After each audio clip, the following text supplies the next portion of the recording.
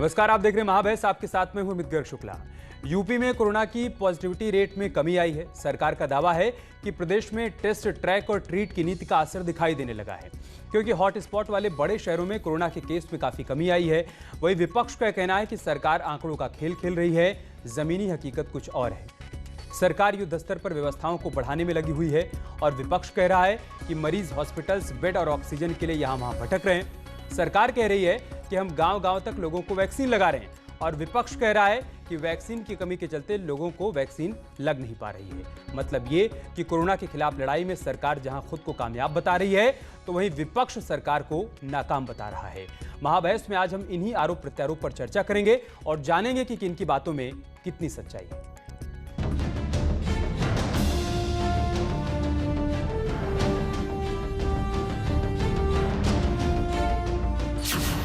दूसरी लहर की मार, पॉजिटिविटी रेट में सुधार। प्रदेश में जो पॉजिटिविटी रेट है, जो प्रदेश में कोरोना का टेस्ट में पॉजिटिविटी रेट है, वो भी कम होता जा रहा है। टेस्ट, ट्रैक, ट्रीट से कोरोना चित।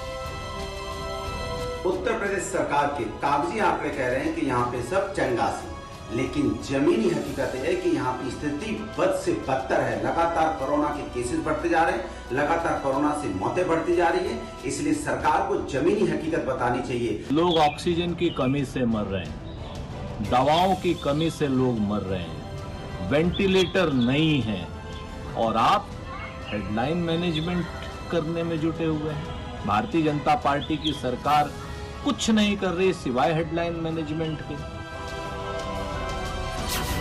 पॉजिटिविटी रेट घटा, क्या केस घटेंगे?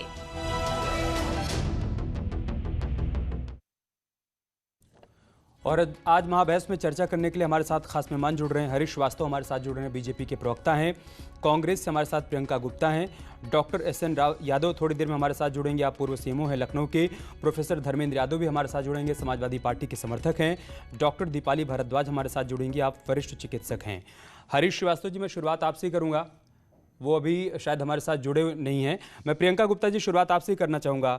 सरकार कह रही है हम सब कुछ तो कर रहे हैं, हम हॉस्पिटल्स में बेड बढ़ा रहे हैं, अस्थायी हॉस्पिटल बना रहे हैं, ऑक्सीजन मुहैया करवा रहे हैं, साथ ही साथ टीकाकरण भी कर रहे हैं, और आप लोग ये कह रहे हैं कि सरकार आंकड़ों का खेल खेल रही है। क्या आधार है इसके पीछे?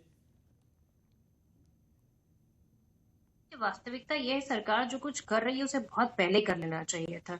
जो कहावत ये है कि जो सर पे आफत आई है तब इन्होंने इंतजाम करने स्टार्ट किए।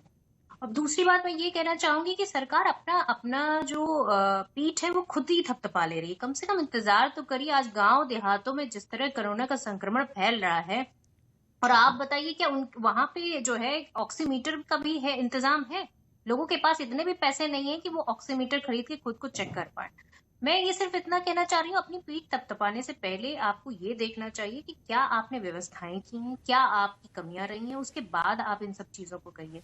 अभी बहुत टाइम है, अभी हमारे पास, हमें बहुत समय लगेगा इसको पूरी तरह से कंट्रोल करने पे। ऑक्सीजन की कमी किल्लत आज भी है। आज भी एक अस्पताल ने जो है ऑक्सीजन की कमी की किल्लत का जो है उन्होंने बताया सोशल मीडिया पे, जबकि सुप्रीम कोर्ट का आदेश है कि सोशल मीडिया पे किसी भी तरह की कोई किल्लत ऑक्सीजन से रिलेटेड या किसी भी मेडिसिन से रिलेटेड अगर आप पोस्ट करते हैं तो उस पर किसी तरह का कोई क्राइम नहीं है।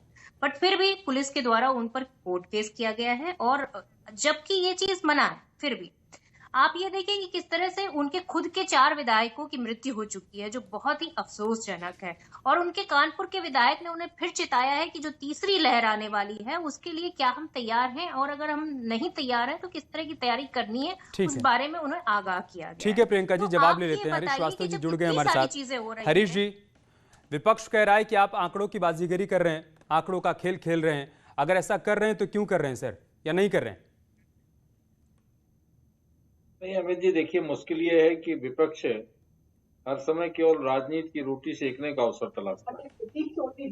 आप ये देखिए कि उत्तर प्रदेश में इतनी आबादी के घनत्व वाले प्रदेश में जिस तरह से कोरोना की ये दूसरी लहर एक सुनामी की तरह लोगों को संक्रमण के घेरे में ली, चपेट में ली, और उसी तेजी के साथ सरकार के प्रयास के कारण आज अगर आप देखें तो 25 अप्रैल के आंकड़े में और आज के आंकड़े में काफी आपको अंतर दिखाई पड़ेगा, चाहे वो रिकवरी की दर हो, चाहे संक्रमण की दर हो। संक्रमण की दर जहां आज जो 36,000 से लेके 38,000 के बीच पहुंच गई थी, वो घट करके अब 28,000 पे आ गई, किसी दिन 25,000 पे होती है। और रिकवरी भी आज की अगर हम डेट की देखें तो 31,000 से ज्यादा है उत्तर प्रदेश में। कुल अब तक उत्तर प्रदेश में 12 लाख के आसपास। ठीक है सर, आपकी आवाज में कुछ दिक्कत है सर, कुछ तकनीकी दिक्कत है, उसको हम दुरुस्त कराते हैं। इतने हम समाजवादी पार्टी का भी रिएक्शन ले लेते हैं। धर्मेंद्र यादव जी, क्या आधार है ये कहने के पीछे? अनुराग भदौरिया जी की बाइट हमने चलाई, वो कह रहे हैं कि लोग परेशान हैं, लोगों को इलाज मिल नहीं पा रहा है और सरकार ये कह रही है कि सब कुछ चंगा है। तो आप लोगों ने भी कोई डेटा अपना तैयार किया है? क्योंकि सरकार ने तो डेटा लोगों के सामने रख दिया है। सरकार तो बता रही कि किस तरीके से पॉजिटिविटी रेट कम हो रहा है, जिस पैमाने पर टेस्ट हो रहे हैं उसके मुताबिक जो संक्रमित मरीजों की संख्या है वो घट रही है। सरकार ने बाकायदा ग्राफ जारी किया है। आप लोगों के पास भी कोई आंकड़ा है क्या? देखिए, आंकड़ा ये है कि जिस तरह से लोग इस महामारी में तबाह हैं उसको आप सड़कों पे देख सकते हैं, अस्पतालों में देख सकते हैं, रिफिलिंग सेंटर पे देख सकते हैं, और उसके बाद जो जरूरी दवाइयां हैं वहां पे आप देख सकते हैं। जो सरकार काम कर रही है, मैं आपसे जो भारतीय जनता पार्टी के प्रवक्ता हैं उनसे पूछना चाह रहा हूं कि अभी सरकार ने एक हफ्ते पहले अनाउंसमेंट किया कि हम 33,000 बेड बढ़ा रहे हैं।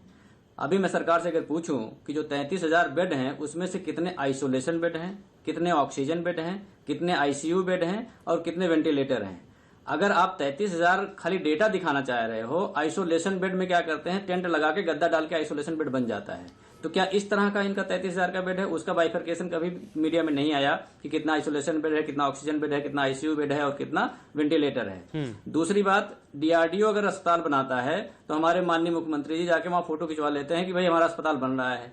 आखिर जो उत्तर प्रदेश की सरकार है उसकी जो अपनी जिम्मेदारी है इस प्रदेश की जनता के प्रति, वो लोग क्या कर रहे हैं वो इसको पहले बताएं। ठीक है। दूसरी बात, जो आप रिकवरी रेट की बात कर रहे हैं, जनसंख्या घनत्व की बात कर रहे हैं, अभी हरीश जी कह रहे थे, भारत के लोग हों चाहे उत्तर प्रदेश के लोग हों, इनका इम्यून सिस्टम अगर नहीं अच्छा होता तो आज इनकी हालत क्या होती ये बता भी नहीं पाते। लेकिन ईश्वर को हम शुक्र करते हैं कि हमारे क्लाइमेट की वजह से, चाहे हमारे रहन सहन की वजह से, चाहे हमारी सभ्यता और संस्कृति की वजह से हमारा जो इम्यून सिस्टम है वो काफी स्ट्रांग है। इसलिए आपका पॉइंट आ गया, हम लड़ पा रहे हैं। डॉक्टर दीपाली के पास भी जाएंगे, लेकिन उससे पहले हरीश श्रीवास्तव जी, छोटा सा रिएक्शन आपसे। अगर सब कुछ चंगा ही है सर, तो फिर जो बात समाजवादी पार्टी के समर्थक धर्मेंद्र यादव जी कह रहे हैं और जो बात प्रियंका जी कह रही हैं, तो फिर लोग परेशान क्यों हैं सर? लोगों को ऑक्सीजन क्यों नहीं मिल पा रही है? हॉस्पिटल्स के बाहर लोगों की भारी भीड़ क्यों है? या फिर यूं कहें कि लोग वैक्सीनेशन के लिए परेशान क्यों हैं? सेंटर्स पर तो जा रहे हैं लेकिन वैक्सीन नहीं लग पा रही है। आपने कहा है कि 18 से लेकर 45 साल के लोगों को भी वैक्सीन लगेगी, अभी फिलहाल उनका नंबर ही नहीं आ रहा है, तो सब चंगा कैसे है सर? देखिए अमित जी, अगर चंगा सब होता तो हम ये बहस न कर रहे। निश्चित रूप से ये जो कोरोना महामारी का संक्रमण है उसके कारण प्रदेश की सम्मानित जनता के सामने अनेक दिक्कतें पेश आई हैं, मैं ये इससे इनकार नहीं करता। लेकिन जिस तरह से विपक्ष सारे सरकार के कामों को नकारता है वो भी मुझे लगता है कि बहुत उचित नहीं है, क्योंकि ये महामारी का संकट है।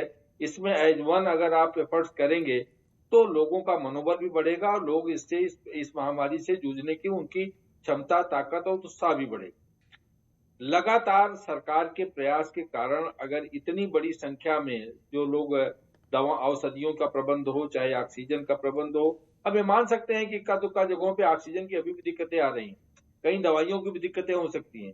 लेकिन जो स्केल इस महामारी के संक्रमण का था, जहां 30-35 हजार लोग पूरे प्रदेश में रोज आ रहे थे संक्रमित होकर के, तो कितनी भी आप व्यवस्था करेंगे वो कम पड़ जाती है।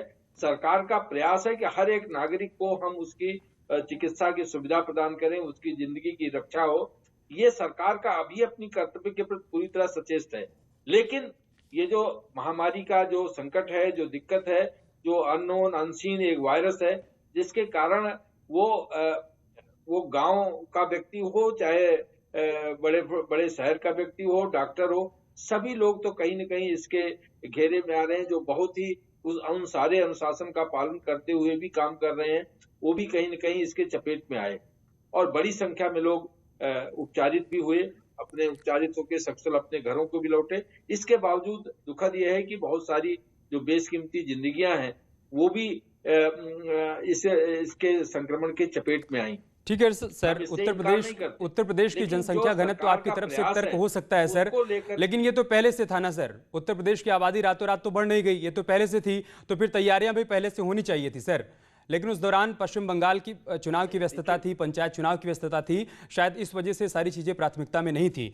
डॉक्टर यादव, मैं आपसे समझना चाहूंगा, पॉजिटिविटी रेट तो सर घट रहा है, 30% से घट के अगर आज वो 10% आ गया है और इस आंकड़े सरकार की तरफ से जारी किए गए हैं, तो ये कैसे संकेत है सर?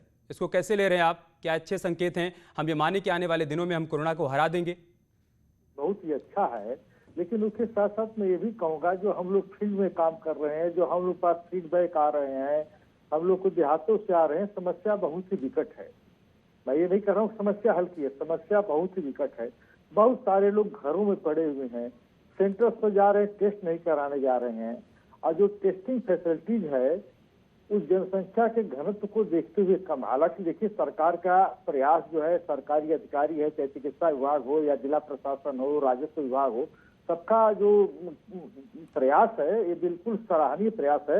ऐसा प्रयास हमने अपनी 40 साल के जो चिकित्सा कैरियर, 40 साल से ज्यादा जो कैरियर में हमने देखा, जिस तरीके से सारा विभाग अलर्ट है। लेकिन इस बड़ी समस्या के आगे सब बौने पड़ जा रहे हैं। एकाएक बीमारी बढ़ी, बहुत ज्यादा संख्या में, वो ऐसे ही हो गया जैसे कोई डैम का बांध पानी टूट गया हो, इस कदर बढ़ी। तो जो हमारी चिकित्सा व्यवस्था थी बिल्कुल चरमरा गई। हमारे स्वास्थ्य कर्मी रात दिन काम किए, बहुत सारे बीमार पड़े, कुछ इसमें बेचारे शहीद भी हो गए। मैं उनको भी कर रहा हूँ कि हर तरीके से ये पूरे सभी लोगों ने सराहनीय काम किया है। लेकिन इस समस्या को देखते हुए जो हमारे पास संसाधन है कम पड़ जा रहे हैं।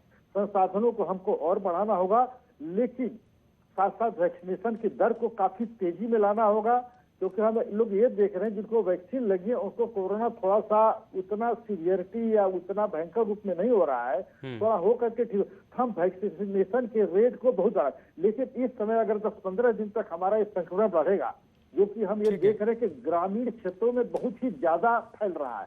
अब ग्रामीण क्षेत्रों में टेस्टिंग हो रहा है और अपने देसी दवाइयाँ, काढ़ा, ज्यादा पैरासीटामॉल भी मुश्किल से मिल पा रही है, उसको लेकर के काफी हद तक लोग ठीक हो जा रहे हैं। कुछ लोग वहां पर भी, गांव में भी जो मृत्यु की दर बढ़ी है, जो लोग, सर यही तो विपक्ष भी कह रहा है ना कि लोग टेस्ट ही नहीं करवाने जा रहे हैं, तो नंबर्स आएंगे कहां से?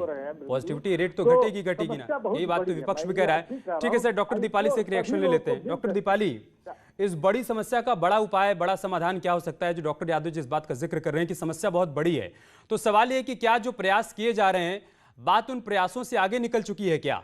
क्योंकि हॉस्पिटल्स भी आप बढ़ाएंगे तो कितना बढ़ाएंगे, आप बेड भी बढ़ाएंगे तो कितना बढ़ाएंगे?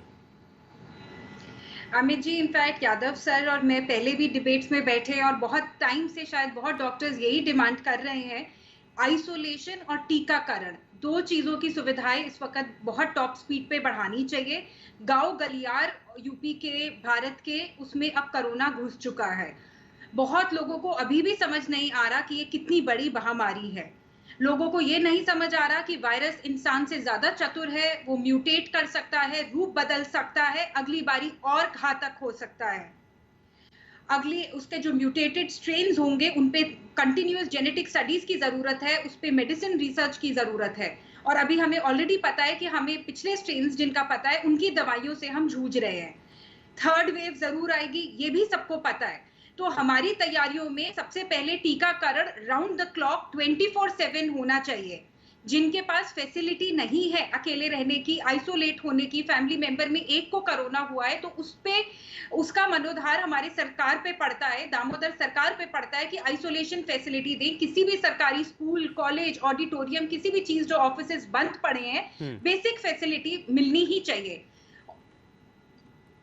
ठीक है हरीश श्रीवास्तव जी, अब सवाल यही खड़ा हो रहा है कि आप इंतजाम तो करते जा रहे हैं सर, आप अस्थायी हॉस्पिटल्स भी बना रहे हैं, आप ऑक्सीजन का भी इंतजाम कर रहे हैं, आप बेड भी बढ़ा रहे हैं, लेकिन जब तक वैक्सीनेशन बहुत तेज गति से नहीं होगा, जब तक अधिक से अधिक लोगों को वैक्सीन नहीं लग पाएगी, जब तक गांव में मैक्सिमम लेवल पर वैक्सीनेशन प्रोग्राम को आगे नहीं बढ़ाया जाएगा, तब तक लॉन्ग टर्म समाधान तो नहीं निकलेगा ना सर, फिर तो समस्या बढ़ती चली जाएगी। नहीं, निश्चित रूप से अमित जी, जो बात आप कह रहे हैं, सरकार भी इस बात को समझती है और आपके पैनल में दो सम्मानित डॉक्टर हैं, डॉक्टर यादव साहब हैं, दीपाली जी हैं, वो इस बात को बेहतर जानते हैं कि जिन सेंटर्स पे पहले तो जब ये वैक्सीनेशन का फर्स्ट और सेकंड फेज शुरू हुआ तो लोग हेजिटेंट थे, जो कोरोना वॉरियर्स थे वो भी हेजिटेंट थे कि वो वैक्सीन लगवाने के लिए। बड़ी मात्रा में करोड़ों डोज जो इसका वैक्सीन का था वो बर्बाद हुआ। और अब जिन सेंटरों पर ये वैक्सीनेशन का कार्यक्रम हो रहा था, करीब करीब सभी वो सेंटर इन्वॉल्व हैं कोविड के चिकित्सा में। अभी भी आज ही माननीय मुख्यमंत्री जी ने जो 11 महानगर हैं वहां ये 18 से 45 तक की एज के लोगों को रजिस्ट्रेशन करा करके और उनके वैक्सीनेशन की बात को उन्होंने आगे बढ़ाने के लिए तेजी के साथ कहा है। और सेकंड जो फेज में जिनको लग रहे थे 45 साल से ऊपर वाले लोगों को, उनको अनवरत जारी रखने के लिए भी माननीय मुख्यमंत्री जी ने निर्देश दिए हैं। तो अब ये जो कुछ तो लोगों का हेजिटेशन है कि चूंकि वही अस्पताल है तो लोगों को लगता है कि कहीं हम वहां वो हेजिटेशन अब नहीं है सर। आप ये कह रहे हैं कि पहले आप वैक्सीन लगा रहे थे, लोग आ नहीं रहे थे लगवाने के लिए, अब लोग ये कह रहे हैं कि हम तो लगवाना चाहते हैं लेकिन वैक्सीन है ही नहीं ना, हम लगवाएं कहां। आप उन 11 जिलों की बात कर रहे हैं जहां के लिए सीएम ने आज निर्देशित किया है, लेकिन जिन जिलों में पहले से बोल दिया था वहां पर अगर 18 से 45 साल के लोग परेशान हो रहे हैं तो उनको अपॉइंटमेंट ही नहीं मिल रहा है सर। क्या करें, वो कहां जाएं, कैसे लगवाएं वैक्सीन के लिए भी? देखिए, वैक्सीन के लिए भी उत्तर प्रदेश सरकार ने 4 करोड़ से ज्यादा डोज के लिए ग्लोबल टेंडर भी किए हैं। मुझे लगता है कि बहुत जल्दी ही उसकी आपूर्ति होने वाली है। और अनेक जो वैक्सीन बनाने वाली कंपनियां हैं उनसे भी सरकार संपर्क साध रही है। रूस से जो स्पुतनिक वैक्सीन आ रही है उसको लेकर के भी बात चल रही है। तो ज्यादा सरकार का भी प्रयास यही है कि जल्दी से जल्दी इस वैक्सीनेशन के ड्राइव को हम युद्ध स्तर पर चलाकर ज्यादा लोगों को ये वैक्सीन दे सकें। ये सरकार की पूरी प्राथमिकता में और सरकार सतत उसके लिए प्रयत्नशील भी है। और मुझे लगता है कि जल्दी से जल्दी वो प्रियंका जी, इस बात में दम तो है। वो भी तेजी जब शुरुआत में वैक्सीन आई और ये कहा गया कि लोग वैक्सीन लगवाने के लिए वैक्सीन सेंटर तक जाएं या फिर अधिक से अधिक लोग अपना रजिस्ट्रेशन कराएं, वैक्सीन लगवाएं, तो कांग्रेस पार्टी, समाजवादी पार्टी की तरफ से ऐसी प्रतिक्रियाएं आ रही थी जो सुनकर बहुत हैरानी हो रही थी। कोई कह रहा था कि वैक्सीन बहुत घातक है, कोई कह रहा था हमारी वैक्सीन आएगी तो हम लगवाएंगे, हम वैक्सीन बनाएंगे तो सबको फ्री में लगाएंगे। तो पहले तो लोगों में एक भ्रम की स्थिति पैदा कर दी गई। अब आज जब वैक्सीन नहीं है तो ये कहा जा रहा है कि सरकार तो इंतजाम ही नहीं कर पा रही है। नहीं, ये जो कांग्रेस पार्टी है इसने हमेशा से वैक्सीन और साइंस को वरीयता दी है और इससे में किसी तरह का भी जो है कांग्रेस पार्टी ने कभी नहीं इसमें डाउट किया। लेकिन हाँ, हमारी जनता के बीच में डाउट होता है और ये पहले से है, ये कुछ नया नहीं है। पर उसको क्लियर करने के लिए जिस दिन भी प्रधानमंत्री ने खुद वैक्सीनेशन कराया था उस दिन हम लोगों की प्रॉब्लम जो है ऑटोमेटिक उन्होंने एक मैसेज दे दिया था, लेकिन उन्होंने लेट कर दिया था। दूसरी चीज ये है कि प्लानिंग की कमी देखी गई है।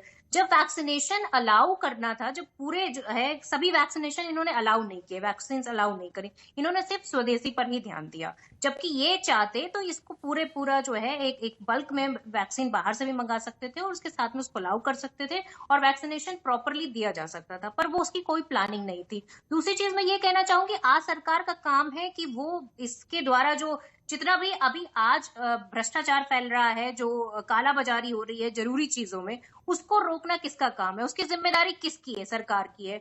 तो सरकार वो उसका निर्वहन क्या पूरी तरीके से कर पा रही है? उसमें भी असमर्थ दिख रही है। आप ये बताइए कि जब सरकार कहती है कि हम फ्री में इलाज देंगे, आज किस हॉस्पिटल में फ्री में इलाज मिल रहा है कोरोना को लेकर? जो गरीब जनता है वो मजबूर है अपना घर बार बेचने के लिए, अपना खेत खलिहान बेचकर अपनी जान बचाने के लिए मजबूर है। यहाँ पर सरकार का पूरी तरह से फेलियर दिखता है। सरकार को आर्थिक मदद करनी होगी क्योंकि नौकरियां चली गई हैं और उसके साथ में लोगों के पास इतना पैसा नहीं है कि वो अपनी जरूरत की चीजें पूरी कर सके। तो वहां पे सरकार का पूरा फेलियर है कि सरकार को कोई मतलब नहीं है कि किस तरह से कोई गरीब आदमी जी रहा होगा। तीसरी चीज मैं ये कहना चाहूंगी कि आज जो जितनी भी ऑक्सीजन से डेथ हो रही है, इसका जिम्मेदार कौन है? इसकी जिम्मेदार सरकार है। इसको जब सरकार को ये पता था कि ये 3rd स्ट्रेन आने वाला है कोरोना का, जो म्यूटेशन है वो ऑलरेडी उसके बारे में जब आपके साइंटिस्ट खुद बता चुके हैं, तो आज भी क्या हमारी तैयारी संपूर्ण है? आज भी हम पूरी तरह से तैयार हैं? हम तो 2nd वेव को नहीं डील कर पा रहे हैं, तो हम 3rd वेव को क्या डील करेंगे, जहां बच्चों के लिए भी स्ट्रेन ये खतरनाक बताया जा रहा है। तो सरकार की प्लानिंग में फेलियर थी। सरकार का जो ध्यान था वो चुनाव में व्यस्त थे। और आप ये देखिए किस तरह से जो विधायक हैं बीजेपी के और जितने भी जिनके पदाधिकारी हैं वो सब किस तरह से धरने पे बैठे हुए थे 5 तारीख को। क्या उन्होंने कभी धर्मेंद्र जी के पास जाएंगे, लेकिन उससे पहले हरीश जी का जवाब ले लेते हैं। हरीश जी, क्या चाहिए, प्रियंका जी कह रहे हैं कि आपकी प्लानिंग का फेलियर है, और आज सोनिया गांधी ने भी यही बात कह दी कि सिस्टम का फेलियर नहीं है, ये सरकार की नाकामी है। देखिए, किसी के लिए कोई भी आरोप लगाना बहुत सहज हो जाता है, और हमारे यहाँ तो ये बात खास करके है भारत में कि आप कुछ भी कहने के लिए स्वतंत्र है। तो प्रियंका जी जो बात कह रही हैं उनकी अपनी पार्टी का एजेंडा का हिस्सा है। जब सोनिया गांधी इस तरह की बात कह सकती है तो प्रियंका गांधी को तो कहने पर, ये प्रियंका गुप्ता जी को कहने में कोई हर्ज नहीं होगा। आप ये बताएं, महाराष्ट्र में उनकी सरकार है, छत्तीसगढ़ में उनकी सरकार है, उन्होंने 5 जनवरी के फर्स्ट वीक से ही केंद्र सरकार इस बात को लगातार सरकारों को आगाह कर रही थी। जिन सरकारों ने भी उस जो केंद्र सरकार की गाइडलाइंस थी या केंद्र सरकार जिसके लिए बार बार कह रही थी, उसको जिन्होंने नहीं फॉलो किया, कहीं ना कहीं चूक सबकी है, चाहे भाजपा की सरकारें हों चाहे अन्य सरकारें हों। लेकिन ये कह देना कि सरकार के पास कोई प्लानिंग नहीं थी, सरकार के पास अगर प्लानिंग न होती, इतनी बड़ी आबादी के देश में आपने तो कह दिया था कि कोरोना पे हमने विजय पा ली है ना। अरे आप तो प्रियंका विजय पा चुके थे। नहीं, आपने प्रियंका जी कोरोना जा चुका है। जब आप खुद घोषणा कर रहे हैं तो देश की जनता की क्या गलती है उसमें, ये बताइए। प्रियंका जी WHO तक ने प्रशंसा की थी, हमने नहीं, WHO तक ने प्रशंसा की थी, दुनिया के अनेक देशों ने प्रशंसा की थी। और कांग्रेस हर बात पे राजनीतिक रोटी सेकती, ये गलत। आज वही क्या कर रहे हैं, सरकार का जो काम है, सरकार ने जितना सराहनीय जो है, भारत में जो म्यूटेशन हो रहा है, जो स्ट्रेन है, वो खतरनाक है। आज भारत को कितने भी अन्य देश खतरनाक है, तो उसको उसके लिए उसको कंटेन करने का सरकार प्रयास कर रही है और उसके असर भी दिखने लगे हैं। लेकिन कांग्रेस को तो अपने वोट की राजनीति करनी है, तो कांग्रेस हमेशा इसमें व्यस्त रहती है। आपकी मजबूरी है, आपकी मजबूरी है। ठीक है, हम आखिर में अपने दोनों डॉक्टर्स के पास जाएंगे, लेकिन उससे पहले धर्मेंद्र यादव जी थोड़ा सा रिएक्शन आपसे। आज आप लोग ये कह रहे हैं कि लोग वैक्सीन लगवाना चाहते हैं, लेकिन सरकार के पास वैक्सीन नहीं है, वैक्सीन उपलब्ध नहीं हो पा रही है। हम सबको अच्छे से याद है, सर अखिलेश यादव जी ने एक प्रेस कॉन्फ्रेंस की थी, उनसे सवाल किया गया कि आप वैक्सीन लगवाएंगे क्या, तो उन्होंने कहा कि हम बीजेपी की वैक्सीन नहीं लगवाएंगे। उसका बहुत बड़ा मैसेज गया था सर लोगों के बीच में। क्या आप मानते हैं कि उस वक्त आप लोगों से गलती हो गई थी, अखिलेश यादव से गलती हो गई थी? सर मैं आपसे ये पूछना चाहता हूँ कि जितनी भी वैक्सीनें बनी हैं, चाहे इंडिया में हो चाहे इंडिया के बाहर हो, क्या भारतीय जनता पार्टी या किसी पार्टी विशेष के लोगों ने बनवाई है? उसको अरे सर, ये बात आप हमसे क्यों पूछ रहे हैं? ये बात तो आप अखिलेश यादव जी से पूछिए ना। ठीक है, उन्होंने नहीं कहा था वैज्ञानिकों की वैक्सीन नहीं लगवाएंगे, उन्होंने कहा बीजेपी वैक्सीन नहीं लगवाएंगे। अरे सर, तो वही बात आप सवाल भी कर रहे हैं, जवाब भी दे रहे हैं। भाई बीजेपी ने वैक्सीन थोड़ी ना बनाई थी, उनको ये कहना चाहिए था ना कि वैज्ञानिकों ने वैक्सीन बनाई है, हिंदुस्तान की वैक्सीन है, हम लगाएंगे, आप लोग भी लगवाइए। लेकिन तब तो वैक्सीन बर्बाद होने दी गई, ये मैसेज चला गया कि मत लगवाइए, खतरनाक है। नहीं अरे कैसे बर्बाद हो गया मुझे बताइए। अखिलेश यादव जी का पब्लिक स्टेटमेंट था और उसके लिए उसको उस स्टेटमेंट उन्होंने कहा था कि हम बीजेपी की वैक्सीन नहीं लगवाएंगे, गलती भी नहीं बीजेपी। अरे नरेंद्र मोदी ने सर्टिफिकेट अपनी फोटो को लगवाई, बताइए ना हरीश जी। नरेंद्र मोदी ने अपनी फोटो सर्टिफिकेट पे क्यों लगवाई? पूछिए ना इनसे। अबे फालतू बात लग रही है आपको? नहीं, प्रधानमंत्री अपनी फोटो लगवा देगा उस पे, क्यों लगवा देगा भाई? फिर चुनाव आयोग ने क्यों हटवा दिया? चुनाव आयोग ने क्यों हटवा दिया मुझे बताइए आप?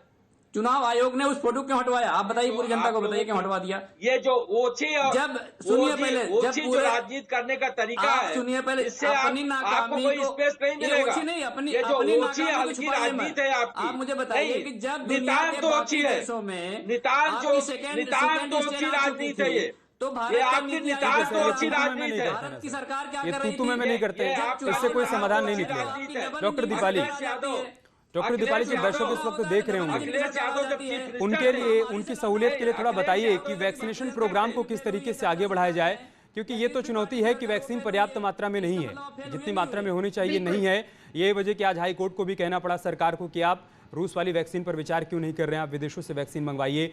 तो वैक्सीनेशन की जो पूरी प्रक्रिया है, इसमें क्या कुछ और अपनाया जाए, किस तरीके से इसको आगे बढ़ाया जाए कि जिसके लिए अभी ज्यादा जरूरत है उसको वैक्सीन लग पाए, क्या किया जाए?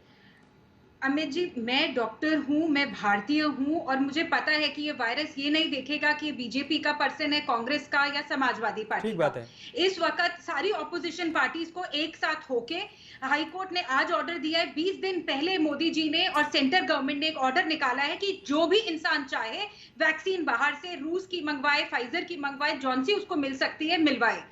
तो मुझे लगता है बाकी पार्टीज को मिलके अपने शहरों के लिए, अपनी गली गस्तियों के लिए, एमपीज एमएलए को मिलके मंगवानी ही चाहिए, पहली बात। दूसरी बात, जो यूपी में बंद कैंसर का इतना बड़ा इंस्टीट्यूट है, उस जगह पे या जहां पे कोविड मरीज नहीं है, कोई कॉलेजेस हो गए, वहां पे हमें इस वक्त वैक्सीन देनी चाहिए। प्राइवेट प्रैक्टिशनर्स क्लिनिक्स हो गए, हमें 2400 घंटे वैक्सीन देनी चाहिए। आप केरला में देखिए, जितनी डोजेस दी गई वैक्सीन की, उससे ज्यादा लगाई गई। ये समय नहीं है, या तो ऑपोजिशन अपने एक साथ होके अपना काम करे या वो अपना अपना काम करे। हम लोग इस वक्त सिर्फ आंकड़े देख रहे हैं, कितने आंकड़े बनते जा रहे हैं इंसान की, इतनी मौतें हुई हैं। ये समय लड़ने का नहीं है, एकजुट होने का है। और पहले जो गलतियां हो गई उसको बार बार याद करने की जरूरत नहीं है, क्योंकि पहले बहुत कुछ अच्छा भी हुआ है। तो श्रीवास्तव जी, बहुत कुछ अच्छा भी हुआ है, मगर आगे ये वायरस हम इंसान से ज्यादा चालू है, ज्यादा दिमागदार है। तो हम लोग सब एकजुट रहें और बहुत जरूरत है हमें सारे हमारे पॉलिटिशियंस की, इंडस्ट्रियलिस्ट्स की, वो हमारे लिए और फैसिलिटीज क्रिएट करें। बेड क्रिएट करने की जगह हमें ऑक्सीजन का कॉन्सेंट्रेटर चाहिए, ऑक्सीजन सिलेंडर चाहिए, वैक्सीन चाहिए और आइसोलेशन फैसिलिटी जिसके बारे में नहीं बहुत सोचा आसान जा रहा, भाषा में समझे वो बहुत डॉक्टर जरूरी है। दीपाली, तो एक वॉर है और इस वॉर को हर किसी को मिलकर लड़ना होगा। इसमें तू में करने से काम नहीं चलेगा, तेरा मेरा करने से काम नहीं चलेगा, सभी पार्टियों को एक साथ आना होगा। अगर आपके मन में कोई सुझाव है तो आप वो सुझाव दीजिए ना, समस्या का समाधान कैसे हो सकता है आप वो बताइए। डॉक्टर यादव, एक सवाल ये है सर कि बीते 110 दिनों से वैक्सीनेशन का प्रोग्राम चल रहा है सर, अभी तक हमने 16 करोड़ लोगों को वैक्सीन लगाई है। इस रफ्तार से अगर हम आगे बढ़ते रहे तो कितना और समय लग जाएगा, या फिर आपके क्या सुझाव है सर कि कैसे इस रफ्तार को और आगे बढ़ाया जा सकता है? इसमें और किन किन बातों पर विचार किया जा सकता है कि किनको वैक्सीन पहले लगाई जाए, प्राथमिकता क्या तय की जाए सर? देखिए, प्राथमिकता तो शुरू में तय ही थी कि हम केवल हेल्थ वर्कर को लगाएं। उसके बाद हम लोगों ने 60 के ऊपर लगाया, फिर 45 के ऊपर लगाया।